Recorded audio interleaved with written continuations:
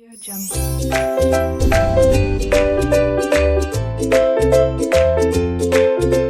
Hello students, welcome to RK knowledge channel. मैं Prem sir from RK classes. आप 12th standard maths 2 में probability distribution chapter देख रहे हैं। एक्सरसाइज सेकंड में ये आपका क्वेश्चन नंबर 8 है। क्वेश्चन नंबर 8 में आपका प्रोबेबिलिटी डिस्ट्रीब्यूशन फंक्शन दिया हुआ है और हमें क्युमुलेटिव डिस्ट्रीब्यूशन फंक्शन चाहिए। That means capital F x. यहां पर स्टूडेंट बहुत इंपॉर्टेंट होगा, स्मॉल एफ मतलब अदर थिंग और कैपिटल एफ मतलब अदर थिंग। मैंने बताया स्मॉल एफ मतलब प्रोबेबिलिटी डिस्ट्रीब्यूशन फंक्शन और कैपिटल एफ मतलब क्युमुलेटिव डिस्ट्रीब्यूशन फंक्शन। ठीक है, अभी देखते हैं क्युमुलेटिव डिस्ट्रीब्यूशन फंक्शन कैसे निकाला जाता है। तो क्युमुलेटिव डिस्ट्रीब्यूशन फंक्शन कहता है आपको इस चीज को इंटीग्रेट करना होगा, मींस fx को लोवेस्ट से x तक। फंक्शन हमें चाहिए तो x का वैल्यू नहीं रखेंगे, यहां लोवेस्ट वैल्यू चाहिए। तो लोवेस्ट वैल्यू क्या है? 0। लोवेस्ट से लेकर x तक, यहां हमेशा x रहेगा और यहां पर लोवेस्ट वैल्यू लिखना है। चलिए आगे बढ़ते हैं। बताइए फंक्शन x अपॉन 8 dx, यहां x यहां 0, सॉल्व कर दीजिए। सॉल्व करेंगे तो 1 अपॉन 8 कोएफिशिएंट है वो वर्क नहीं करेगा, इंटीग्रेशन सिर्फ निकलेगा x का और x का इंटीग्रेशन सभी जानते हैं, पावर 1 बढ़ेगा, बढ़ा हुआ पावर नीचे। लिमिट्स दे दीजिए 0 एंड x। ठीक है, नाउ स्टूडेंट्स हम इसमें एक बार x का वैल्यू x रखेंगे और एक बार x का वैल्यू 0 रखेंगे। तो यहां पर सॉल्व कर लिया जाए। 1 अपॉन 8, x का वैल्यू एक बार x ही रखना है और x का वैल्यू एक बार 0 रखना है। अब सॉल्व कर दीजिए। ये पार्ट देगा आपको 0 अपॉन 2, दैट मींस 0 ही होने वाला है। 0 होकर गायब, उसका कोई मीनिंग नहीं। और यहां पर x स्क्वायर अपॉन 16। ओके, अब स्टूडेंट्स हम fx फाइंड आउट करेंगे एट गिवन पोजीशन, x के दिए हुए वैल्यू पर। ठीक है, तो चलो सेकेंड पॉइंट में first fx we got x square upon 16। अब एक एक करके सॉल्व कीजिए। तो पहले x का वैल्यू आप क्या रखोगे? x का वैल्यू 0.5, तो यहां पर भी x का वैल्यू 0.5 अपॉन 16, स्क्वायर कर दीजिए 0.25 अपॉन 6। 0.25 अपॉन 16 को आप 4 से मल्टीप्लाई कीजिए। इसे 4 से मल्टीप्लाई करेंगे तो 1 हो जाएगा और इसे 4 से मल्टीप्लाई करेंगे तो 64। तो ये आपका फाइनल आंसर पहले पार्ट के लिए। नाउ सेकंड पार्ट के लिए देखा जाए b। अब हमें x का वैल्यू रखना है 1.7, तो x का वैल्यू रखेंगे 1.7, यहां पर भी x का वैल्यू 1.7। अब बताइए स्टूडेंट्स 2.89, इसका स्क्वायर 2.89 अपॉन 16। अब इसे आप पॉइंट में डिवाइड करके आंसर बता दीजिए। तो पॉइंट में डिवाइड कर लिया जाए 16 2.89। पहले हम क्या करेंगे? पॉइंट लेंगे क्योंकि आगे बढ़ना है। एक डिजिट ले लेते हैं 28, तो 16 1 जा 16, बचेगा 12। 9 लीजिए, अब कितनी बार जा रहा है?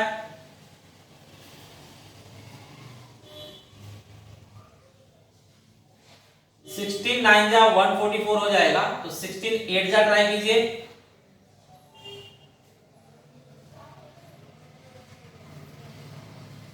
128, 8 6 जा 48, 8 1 जा 8 and 4 12, बचा कितना? अब 1। 1 बचा, तो अब आगे 0 लगेगा, नंबर नहीं है स्टूडेंट्स, तो एक नंबर आप क्या है पॉइंट लगा हुआ है, तो पॉइंट पहले से आपने दिया है तो 0 ले सकते हैं।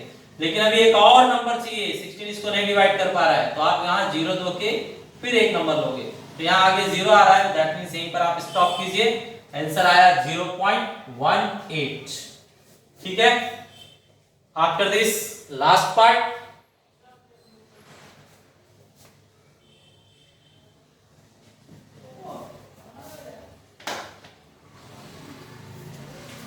C, capital F and this one is 5।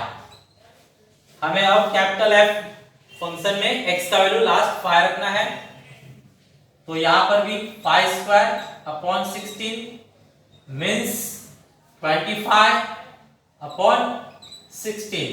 आप इसे डिवाइड करना चाहें तो डिवाइड कर सकते हैं, स्टॉप करना चाहें तो स्टॉप कर सकते हैं। स्टूडेंट्स, देखा जाए क्वेश्चन नंबर 9। क्वेश्चन नंबर 9 में आपको probability distribution function for random variable x दिया हुआ है। ये आपका प्रोबेबिलिटी डिस्ट्रीब्यूशन फंक्शन है -1 से लेकर 2 तक के लिए, इसका कोई यूज नहीं होता है। आपको वापस CDF फाइंड आउट करना है, CDF मतलब कैपिटल fx फाइंड आउट करना है। कैपिटल fx के लिए आपको बताया गया इंटीग्रेशन करना होगा स्टार्टिंग टू x, तो x तो फिक्स है, स्टार्टिंग कितने से हो रहा है -1 से, lowest value -1, then fx dx। बताइए fx क्या है हमारे पास, x² अपॉन 3 dx। अब बोलिए ये 3 बाहर आएगा तो 1 अपॉन 3, इंटीग्रेशन सिर्फ x² का निकाला जाएगा, x² का इंटीग्रेशन डायरेक्ट बता दीजिए x³ अपॉन 3, पावर एक बढ़ेगा, बढ़ा हुआ पावर नीचे। ठीक है, लिमिट्स है x एंड -1। स्टूडेंट इन्हें रखिए इसके अंदर, तो यहां से सॉल्व करता हूं मैं। 1 अपॉन 3, पहले आप x की जगह पे x रखेंगे, फिर माइनस, अब आप x की जगह पर -1 रखेंगे, तो -1³ अपॉन 3, करेक्ट। चेक कीजिए, 1 अपॉन 3 x³ स्क्वायर, ये -1 देगा लेकिन ये -1 से +1 कर देगा, अपॉन दोनों का बेस कॉमन है 3। ठीक है, फाइनली ये 3 × 3 9 हो जाएगा, तो यहां पर मैं लिखता हूं final answer x³ + 1 upon 9, x³ + 1 upon 9। ये हो गया आपका capital fx means cumulative distribution function. अब इसके बाद हमें ये पॉइंट्स सॉल्व करने हैं, तो देखा जाए सेकंड पॉइंट में फर्स्ट, पहले fx जो हमें मिला वो रिकॉर्ड करते हैं। fx मिला हमें x³ + 1 अपॉन 9। अब स्टूडेंट्स बेस से लेकर जहां तक पूछा रहेगा आप फाइंड आउट कर सकते हो। तो देखिए ये 1 से लेस मतलब ये इंडिकेट कर रहा है बेस तक जाना है, -2 से लेस मतलब ये भी इंडिकेट कर रहा है बेस तक जाना है। ये 0 हमारा बेस नहीं था, -1 बेस था, मतलब ये अलग स्टाइल से सॉल्व होगा और ये भी अलग स्टाइल से सॉल्व होगा। इन दोनों को हम 1 से लेस मतलब बेस से 1 तक, -2 से लेस मतलब -2 से बेस तक। तो अब देखते हैं पहला वाला सॉल्व करके, हम ट्राई कर रहे हैं इसके लिए। तो fx = x³ + 1 अपॉन 9 में एग्जैक्टली x की जगह हम क्या रखेंगे 1। तो ये दिखा रहा है आपका बेस से लेकर 1 तक, मतलब -1 से लेकर 1 तक, 1³ + 1 अपॉन 9, ये आपको देगा 1 + 1 अपॉन 9। मीन्स 2/9। इसका आंसर आ रहा है 2/9। ठीक है स्टूडेंट्स, चलिए ये देखते हैं, ये -2 से डाउन, -2 से डाउन क्या है, इसमें तो -1 पर ही स्टॉप है, तो -2 से डाउन जाएगा ही नहीं। -2 से डाउन इसमें -1 पर ही रुकना है, तो इसका प्रोबेबिलिटी क्या होगा, डायरेक्टली 0 होगा। तो यहां पर मैं लिखकर दिखाता हूं,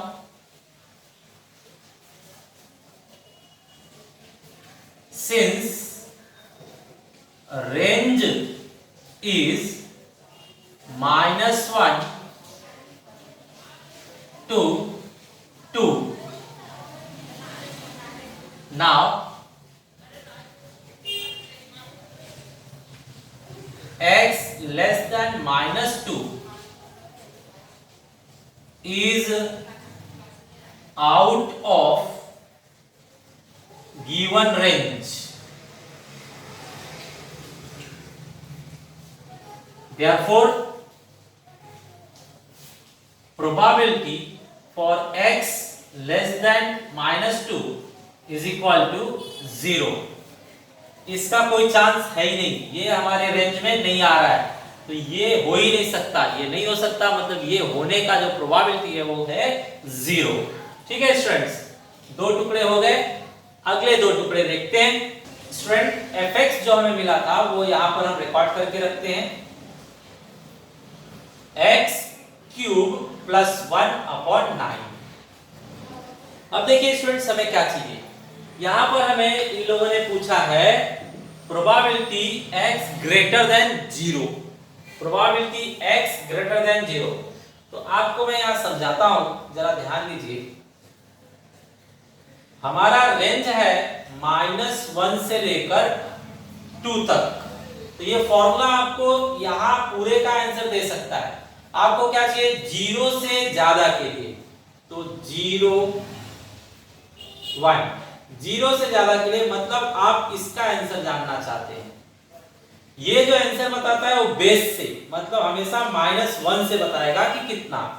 ठीक है, तो अब हमें क्या करना होगा, -1 से लेकर 2 तक आप पहले फाइंड आउट कर लीजिए, मतलब इतना पूरा पहले आप फाइंड आउट कर लीजिए, मतलब -1 से लेकर 2 तक, मतलब बेस से लेकर 2 तक, मतलब आपको यहाँ पर कितना लिखना होगा, 2 लिखना होगा। ऑटोमेटिक इसके अंदर बेस होता है -1, आपको 2 तक चाहिए तो यहाँ 2 लिखेंगे। इसके बाद आप देखिए बेस से 0 तक, बेस से 0 तक फाइंड आउट करने के लिए इसके अंदर आप x का वैल्यू 0 रखेंगे।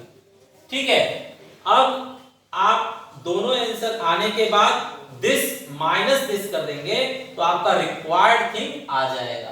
करेक्ट स्टूडेंट्स, तो चलिए बताइए वापस से, पहले आप क्या फाइंड आउट कर रहे हैं, -1 से लेकर 2 तक, मतलब पहले 2 का वैल्यू आप निकालेंगे, फिर -1 से लेकर 0 तक, मतलब फिर आप 0 के लिए निकालेंगे, और फिर पहले आंसर में से दूसरे आंसर को माइनस करेंगे तो इसका प्रोबेबिलिटी आ जाएगा, मतलब 0 से ज्यादा के साइड का आंसर आ जाएगा जो आपको चाहिए। ठीक है, तो चलिए अब यहां पर हम सॉल्व करके देखते हैं।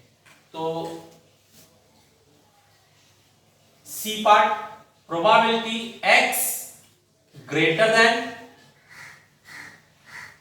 0, इसका मतलब होगा प्रोबेबिलिटी -1 से लेकर 2 तक, -1 से लेकर 2 तक में से माइनस कर देंगे हम -1 से लेकर 0 तक के वैल्यू को, -1 से लेकर 0 तक के वैल्यू को। तो ऐसे करने के बाद आपको ऑटोमेटिक 0 से 2 तक का वैल्यू मिलेगा, मतलब ग्रेटर देन 0 तक का वैल्यू मिलेगा। तो चलिए सॉल्व करने के लिए fx उठाया जाए। fx में पहले क्या रखेंगे हम, बेस से 2 तक, मतलब 2 रखा जाएगा, और बाद में बेस से 0 तक, मतलब 0 रखा जाएगा।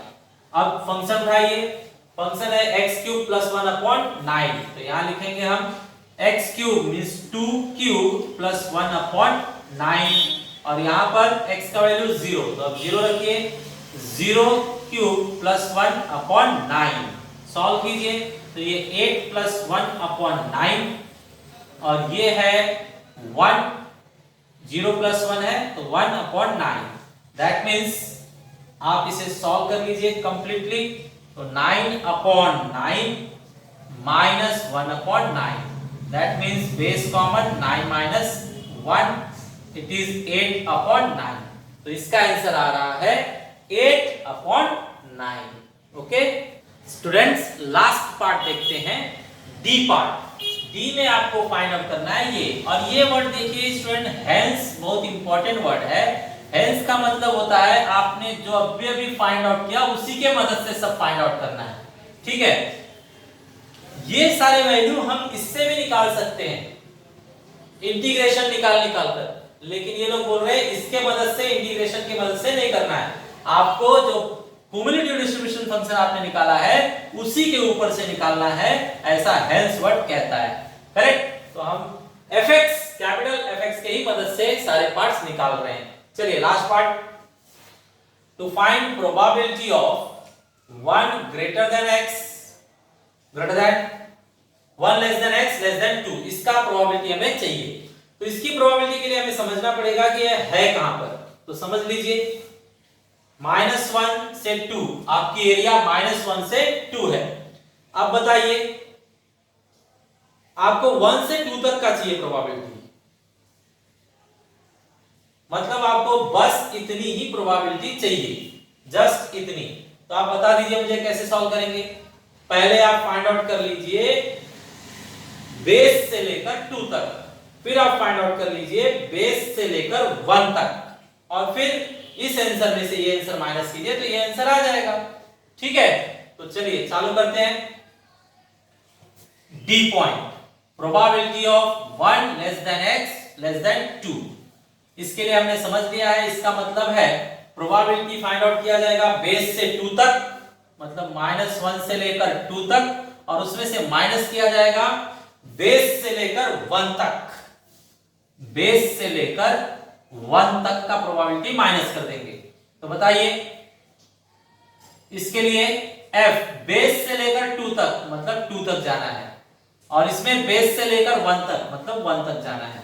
अब फंक्शन में वैल्यू रखिए, x³ + 1/9 में x की जगह पर 2 रखा जाए, 2 + 1/9, अब उसके अंदर 1 रखिए, सो x का वैल्यू 1 रखा जाएगा, 1³ + 1/9, तो ये x का वैल्यू 2 रखा गया, यहाँ x का वैल्यू 1 रखा गया। अब सॉल्व कीजिए, 8 + 1/9 और यहाँ पर 1 + 1/9, ये 9/9 और ये 2/9, that means finally you are getting 9 - 2/9, that means 7/9, 7/9 आपका फाइनल आंसर है। Okay students, next students question number 10, यहां पर हमें fx दिया हुआ है और अब कैपिटल fx मतलब क्युमुलेटिव डिस्ट्रीब्यूशन फंक्शन नहीं पूछा हुआ है। तो यहां पर c चाहिए, एक्सपेक्टेशन चाहिए और वेरिएंस चाहिए। तो चलिए कैसे सॉल्व करेंगे। तो यहां पर मुझे इंटीग्रेशन का हेल्प लेना होगा, fx दिया होता है तो इंटीग्रेशन लिया जाता है। तो ये आपका since fx is probability distribution function, it is given to us, अगर ये प्रोबेबिलिटी डिस्ट्रीब्यूशन फंक्शन है तो डेफिनेटली इसका इंटीग्रेशन वैल्यू क्या आना चाहिए, 1। इसका इंटीग्रेशन वैल्यू कितना दिखाएंगे, 1। ओके, स्टार्टिंग टू एंडिंग 1 से लेकर 3 तक, 1 से लेकर 3 तक। चलिए सॉल्व करते हैं। फंक्शन है c/x, c/x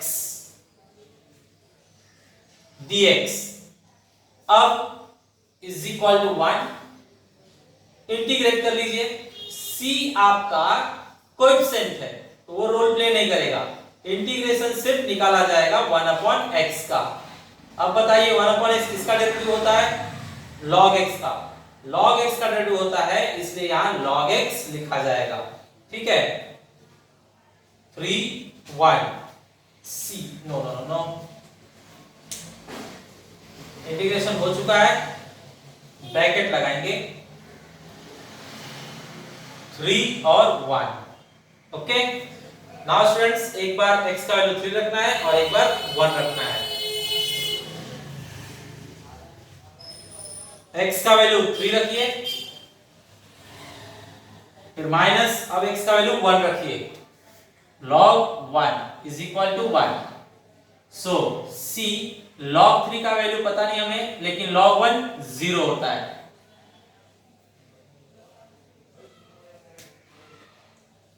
वन, अब ये c multiply by log 3 is equal to 1। So c is equal to 1 upon log 3। ये c का वैल्यू हमें मिला। स्टूडेंट्स c का वैल्यू आने के बाद हम अब fx लिख सकते हैं।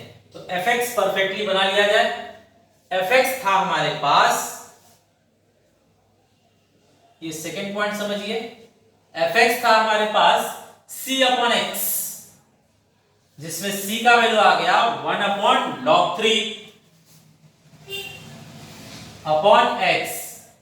ये भी अपॉन में है, ये भी अपॉन में है, तो दोनों अपॉन ज्वाइंट हो जाएंगे। That means x log 3। ये हो गया आपका फाइनल fx।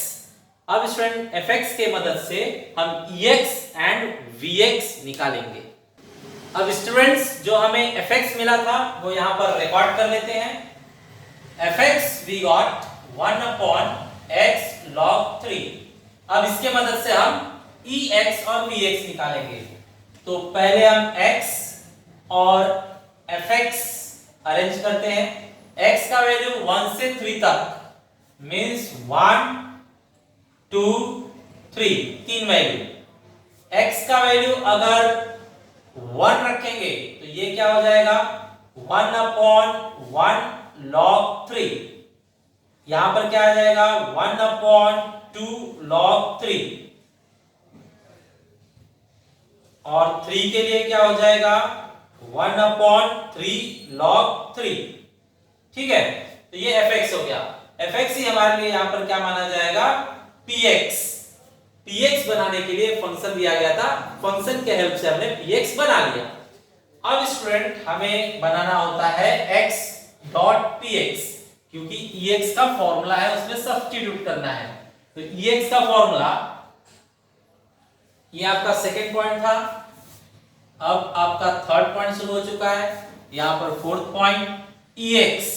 ex का फॉर्मूला आप जानते हैं समेशन ऑफ x px।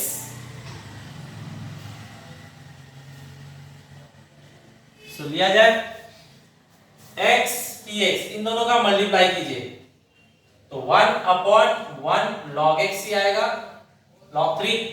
यहां पर 2 से मल्टीप्लाई कीजिए तो 2 अपॉन 2 लिख लेते हैं पहले, 2 अपॉन 2 log 3। यहां पर देखिए मल्टीप्लाई कीजिए, ये 3 के लिए है, सो 3 अपॉन 3 log 3। अब यहां पर फाइनल बताइए, 1 1 कैंसल तो 1 अपॉन log 3। यहां पर भी 2 2 कैंसल तो 1 अपॉन log 3।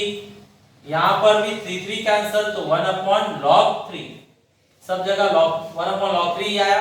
इन्हें प्लस कर दीजिए, इन्हें प्लस करने के बाद आएगा बेस log 3 कॉमन, और ऊपर 1 1 1 मिलके हो जाएंगे 3, मींस 3 अपॉन log 3। तो यहां पर हम लिखेंगे, इसका आंसर हमें मिला 3 अपॉन log 3। करेक्ट। नेक्स्ट हमें चाहिए होता है Vx के लिए पहले ex square, that means summation of x square dot px। तो यहां पर हमें x स्क्वायर डॉट px चाहिए। उसके लिए आप क्या करेंगे, x को इस आंसर से मल्टीप्लाई करेंगे, तो this into this 1 upon log 3, this into this 2 upon log 3, and this into this 3 upon log 3। इसे भी प्लस कीजिए students, log 3 log 3 log 3 base common, और ऊपर 1 plus 2 3, 3 plus 3 6, तो ये आ रहा है 6 upon log 3। तो यहां लिखेंगे हम 6 upon log 3। फाइनल, अब Vx की बारी है, वेरिएंस ऑफ x। फॉर्मूला है हमारे पास ex square minus ex whole square. Value substitute कीजिए। ex स्क्वायर का वैल्यू है हमारे पास 6 अपॉन log 3 माइनस ex का वैल्यू है 3 अपॉन log 3 होल स्क्वायर। ठीक है स्टूडेंट्स, आगे सॉल्व किया जाए। 6 और log 3 को मैं ऊपर नीचे log 3 से मल्टीप्लाई करता हूं, तो यहां ऊपर log 3 से मल्टीप्लाई और नीचे log 3 से मल्टीप्लाई करोगे तो स्क्वायर हो जाएगा। log 3 पहले से स्क्वायर हो गया, यहां पर 3 का स्क्वायर 9 और यहां पर log 3 का स्क्वायर log 3 स्क्वायर। ठीक है, बेस कॉमन ले लीजिए और यहां से आप 3 कॉमन ले लीजिए, तो base common log 3 whole square, यहां से 3 कॉमन लिया गया, सो 3 log 2 बचेगा, यहां पर 2 log 3 माइनस 3 बाहर जा चुका है तो 3। बस यहां पर स्टॉप करेंगे, ये आपका फाइनल आंसर है।